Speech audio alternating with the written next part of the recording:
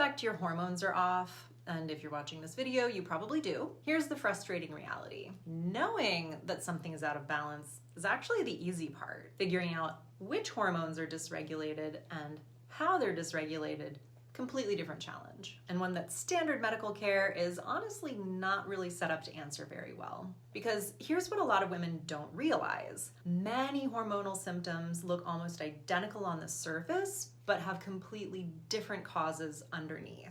High estrogen and low progesterone can produce some of the exact same symptoms that are nearly identical to each other. And supporting your hormones by taking herbs or supplements, even over-the-counter options that might seem safe enough without actually knowing what's going on, can end up causing way more problems than it solves. I've seen women feel significantly worse after trying to support their hormones blindly because they were essentially pushing on a system without really knowing which direction it needed to go in. So today we're going to talk about how to actually test your hormones, what the different testing methods are, what each one is measuring, what some of their limitations are, and what I personally use and recommend. And I'm also going to share something that I did that I think will save you some money and confusion if you're trying to figure out which testing route is right for you. If you're new here, hi, I'm Kelsey Ale. I'm a certified functional nutritionist and a restorative wellness practitioner, and I'm the founder of Audrey. We help women relieve early perimenopause symptoms and hormonal imbalances and restore hormone balance using natural remedies, supplements, and nutrition. So if this sounds interesting to you, go ahead and subscribe to our channel and make sure to hit the bell to be notified when we post a new video. Also, if you could, hit the thumbs up and give this video a like. It really helps our channel out a lot. Okay, so before we get too deep into specific tests, I want to kind of give you a broader framework that's going to help everything make a little bit more sense. There are basically two categories of types of hormone testing. You have single point tests, and then you have full cycle tests. And the difference between them is pretty enormous. It's arguably more important than which specific test you end up choosing within each category. A single point test is what most doctors offer. You go in, they draw your blood, and you get kind of a snapshot of your hormone levels at that one moment in your cycle. Blood tests are extremely accurate for what they're measuring. I want to be really clear about that. The problem with this type of testing is that your hormones don't exist at a static state if you're still cycling. They fluctuate constantly across your entire cycle. Estrogen peaks around ovulation, progesterone rises and falls across the second half, luteinizing hormone surges right before ovulation. So a single blood draw is like looking at a still image or a snapshot from a month-long movie. You might catch something useful, or you might catch a completely normal looking moment and actually miss the bigger pattern entirely. I've talked to so many women who have been told your hormones look fine based on a single blood draw, and they're sitting there thinking, like, why do I feel like crap? Also, this was my experience. Most of the time the answer is that one moment in the snapshot looked normal, even though the overall hormone pattern wasn't. A full cycle hormone panel, on the other hand, tracks your hormone fluctuations across your entire monthly cycle with multiple samples collected over the whole month. That's looking at the movie, not the still image. And for women who are dealing with early perimenopause symptoms or hormonal imbalances, this is almost always going to give you dramatically more useful information, because what we're often looking for is patterns, not just single levels at a single point in time. Your progesterone could look totally fine on day 21, but if it's not fluctuating properly over the following days, you're gonna feel it. And a single draw will never catch that. So full cycle panels are collected using either dried urine or saliva. They don't usually use blood. And the two most established test options on the market right now are the Dutch cycle mapping test and the DiagnosTechs eFHP, which stands for Enhanced or Extended Female Hormone Panel. Here's the important difference between them. So saliva, which is what the eFHP uses, is generally considered to be a better medium for measuring free biologically active forms of steroid hormones, including progesterone specifically. And I mention progesterone because it matters a lot in early perimenopause and in early hormone imbalances, because it's one of the first hormones to start to go a little wonky. And interestingly, it's also one of the harder hormones to measure accurately in urine, in large part because urine tests measure hormone metabolites, which are the breakdown byproducts after your body has already used and processed the hormone. And metabolites can tell you a lot, but they're not always a perfect representation of what the active hormone is actually doing. Now, the Dutch test is pretty comprehensive. It measures estrogen, progesterone, testosterone, cortisol, DHEA, and their metabolites, and it can give you a really detailed picture of not just your hormone levels, but how your body is processing and clearing them. My personal hormone test preference is the eFHP. I've personally done a full cycle salivary panel every couple of years on myself.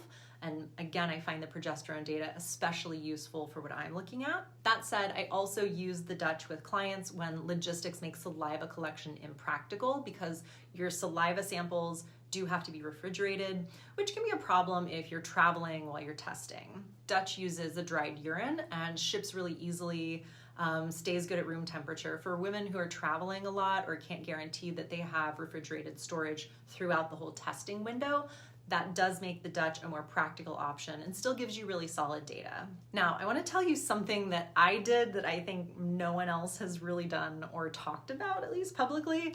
It gave me some really good eye-opening information. I ran a little experiment on myself. I did a simultaneous eFHP, Dutch, and Inito home test all during the same cycle. So all three were happening at the same time. I was handling a lot of pee and spit for a full month, and I'm not gonna say it wasn't a lot, but I did think the information that I got was really valuable. Now the eFHP and the Dutch results generally lined up pretty well with each other.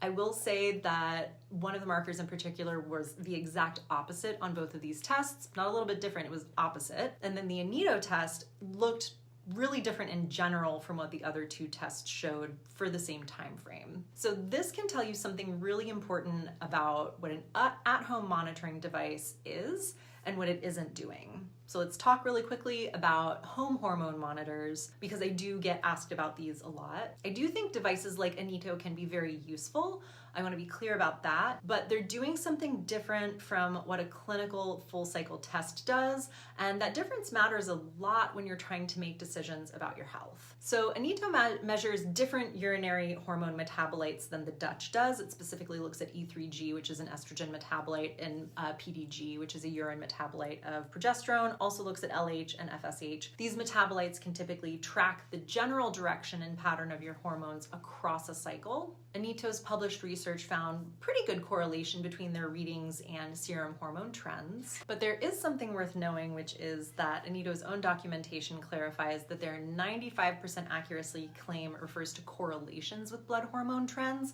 not matching absolute hormone values. So theoretically, the general shape of the pattern across your cycle can be useful information, but the actual numbers aren't directly comparable to what a clinical lab test would show. They kind of exist in their own reference world. And then there's the variability within home tests. I came across a comment in a perimenopause community recently that really stood out to me. Someone else had done a similar test that they'd used the same urine sample with two different Mira test wands, which is a different home test, on the same day using the same urine sample and got two very different readings of 40 and 400 for the same hormone. Same sample, different wand, completely opposite numbers. And she concluded, and I think she's right, that when you're seeing that kind of variability, you can't really make reliable health decisions based on the data that that's giving you. So here's how I think about home testing. Something like Inito can be a really valuable entry point. It's over the counter, you don't have to necessarily go through a practitioner, and it can give you a general picture of your hormone patterns across a cycle that can help you decide whether you want to go deeper with a clinical test. It can also work well for ongoing monitoring after you've had more accurate testing done and you just want to try to track trends between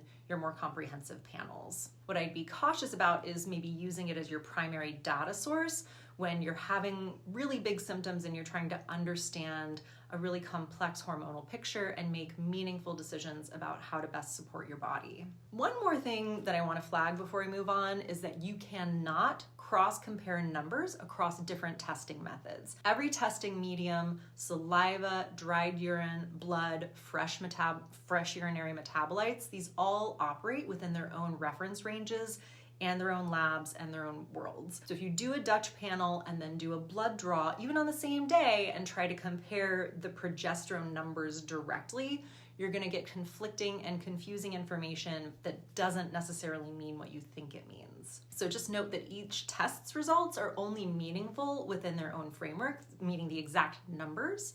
This is a big part of why interpretation matters so much. Which does bring me to what I wanted to say about what to do with your test results once you finally have them. I know it's really tempting to plug your hormone panel results into AI. It's free or low cost, it's fast, it gives you a confident sounding answer in about 30 seconds. And I definitely use AI tools for a lot of things, and I find them really helpful for specific roles. But for hormone and lab work interpretation, AI can be confidently wrong in ways that matter. Hormone results really require someone who can look at the full picture, your lifestyle, your health history, your environmental factors, your symptoms, where you are in your cycle, what else might be contributing, weave all of that together with the numbers. AI does not have clinical experience or necessarily know what the broader patterns could be that are impacting your hormone production.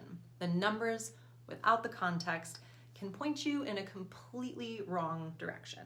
I'm not saying that to be dramatic, I say it because I have seen it happen. If you want to actually understand what your results mean and build a plan that's going to work for your specific body, working with a qualified practitioner who specializes in women's hormonal health is really going to be worth the investment in the long run. That's all I'll say about that. So to bring it all together, always test before you supplement or try to support your hormones, because guessing and then taking the wrong thing can make you feel worse. A full cycle panel, either an eFHP or Dutch cycle mapping panel, will give you dramatically more comprehensive information than a single blood draw. Remember, saliva has an advantage for measuring active steroid hormones, especially progesterone, while dried urine is more convenient and might be more practical if you're traveling. And at-home monitors like Inito or Mira can be a useful entry point or tracking tool, but they measure different metabolite trends rather than actual hormone levels, and variability can be real, so your mileage may vary. Never cross-compare numbers across test types. Remember, not the exact numbers. Each